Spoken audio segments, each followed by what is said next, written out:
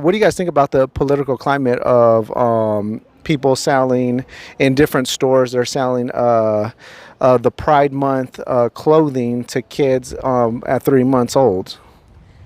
I honestly agree with it. Do you? Okay, Yes. tell me why. I am bi-curious, so. Hey, this is the book author of Minutes with God. We're out here in San Marcos doing street interviews, and we got a couple random guests out here. All right, so I want to ask you guys a quick question. How is the culture, from your perspective, in San Marcos or San Antonio, wherever you guys are from, politically? How would you rate it? Good, bad, Democrat, Republican? I'd say it's a bit of split of both. A little bit of both? Mm-hmm. Okay, cool. I She have just moved here. no, well, I have a big opinion about it, Okay, but sure, your Okay. I honestly don't agree with what they do with like all the gun laws and stuff like that. Like especially what happened in Uvalde, the school shooting that just happened a few weeks ago. I actually had a friend. His niece was in the shooting, but I agree that they should arm teachers. Okay. Instead of getting more strict on guns. Maybe get strict on AK-47s and stuff like that, but like handguns. More high caliber yeah. guns get strict on. It's just a lot of stuff like that. Abortions. Stuff like that. Yeah. So, can I ask you guys, what do you guys identify with? Male, female? Female. Female. Male, obviously. Sorry, I was throwing. Well, I don't know if it's obvious anymore. It's Pride Month, and some people might get mad. So, what do you guys think about that? I'm more for the perspective of you choose what you want to be. Don't force on he was anyone asking. else. He was asking you what you are. Male. Sorry. Sorry, it's just a weird question for me. So, what do you guys think about that in the perspective of God? Are you guys religious or anything like that? I used to be very religious at one point, but then I started getting out of it when bad things happened to me. But I tried to get back into it. Okay. You know. Okay. How's your thoughts on God? Same with me. My mom passed when I was young, and before that I was really religious, and then after my mom passed, I kind of questioned everything I believed in. What kind of questions did you have? Why would he do this to me and stuff like that? Like, why would he take a good person away when she was only 37 years old? Did you ever find an answer for that? No. Yeah. It's been my experience, because everything cause and effect.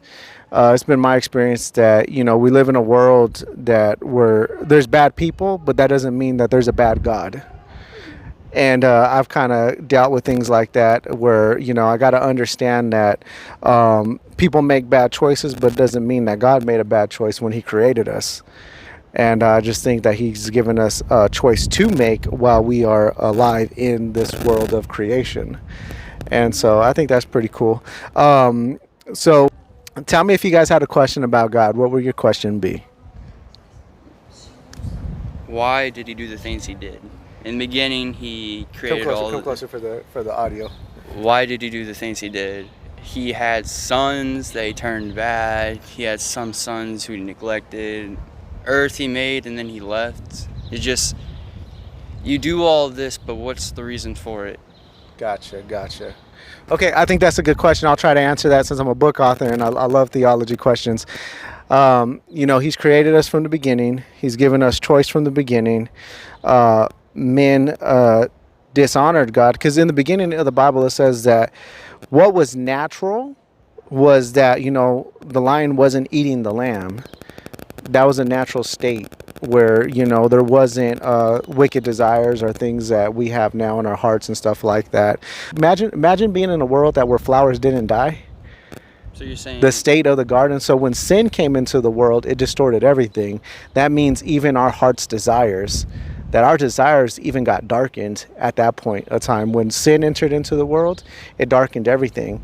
Gradually, but eventually. Does that make sense? So something can happen gradually, like it'll start off slow, it'll start off calm, and then it'll eventually progress into something greater. And right now in 2022? It has progressed to a very great state, and the chaos has gotten greater. So it might have been real small in the beginning, but chaos is now being seen on all kinds of fronts. So I think that was our choice. I don't think that was God's choice. I think God just allowed, so his permissive will. Like, I give you permission to do what you want to do out of love because I don't want to control you, but just know these are the consequences. Like my son, if my son acts up, I got to spank him. You know, man, your love hurts, Dad. You know what I mean? But hey, I still have to teach you in order for you to understand. But that's the thing. His teachings, yes, he's told prophets and that, but no one has directly heard him say, do this, do that.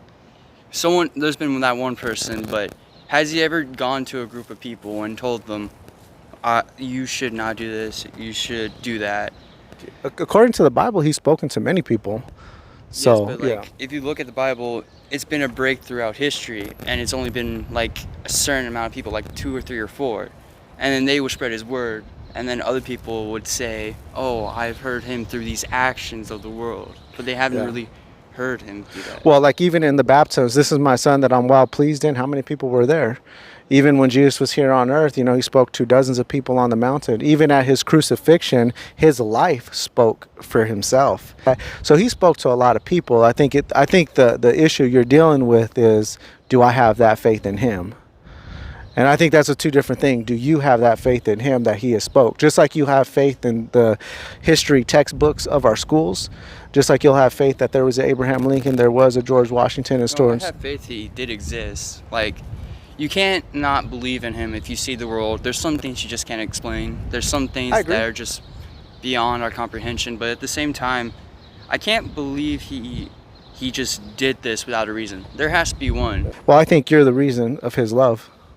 I think if you look at yourself, you might not see love in the mirror, but he sees love in you. He's created you in his image. So I think it's a beautiful thing. Something to think about. It is. Does this remind you about God today? Mm-hmm. The whole Yes. interview? Okay, cool. Hey, it was nice to meet you guys. Thank you so much for doing Thanks this. for having us. All right, take care. God bless.